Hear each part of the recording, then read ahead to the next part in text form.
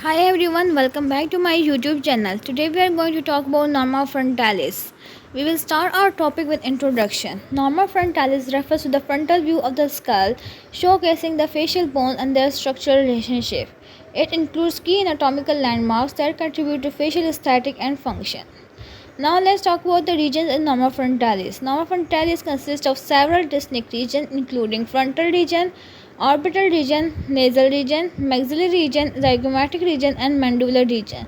So these are the main regions of norma frontalis and now we will talk about them one by one. The first region is frontal region.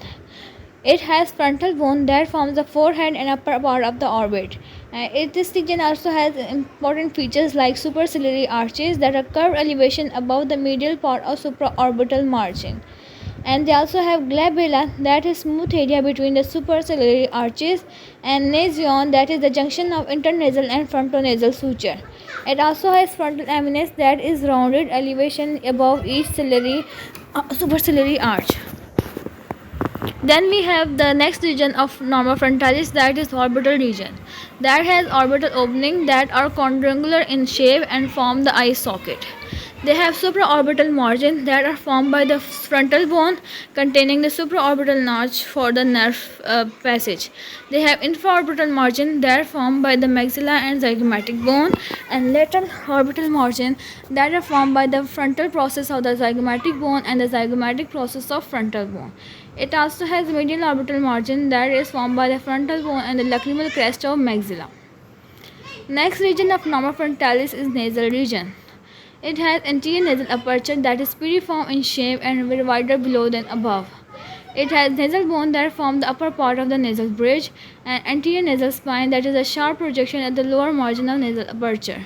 And it has rhinion that is the lower end of internasal suture.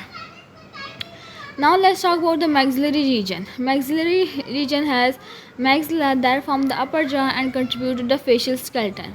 They have infraorbital foramen that is located below the infraorbital margin, allowing passage of the infraorbital nerve and vessel. They have incisive fossa that is situated above the incisor teeth and canine eminence that is produced by the root of the canine teeth. It also has canine fossa that is located lateral to the canine eminence and frontal process that is positioned between the nasal and lacrimal bones.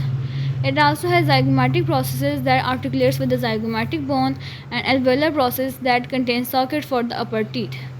Next region of norma frontalis is zygomatic region. It has zygomatic bones that are located below and lateral to the orbital opening. They have zygomaticofacial foramen that allow passage for the zygomaticofacial nerve. Then next region of norma frontalis is mandibular region that has mandible that forms the lower facial skeleton. It has mantle foramen that is located on anterior surface allowing passage of nerve and vessels. Now let's talk about the clinical significance of norma frontalis. If it is important for facial fracture, as trauma to norma frontalis can affect vision, breathing and mastication, so it's better understanding help and better treatment.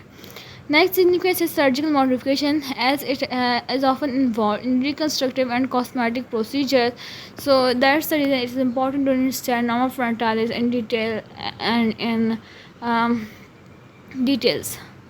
Next significance is neurological impact, as damage to the supraorbital and infraorbital phenomena can affect sensory nerves that are really important for the daily functioning.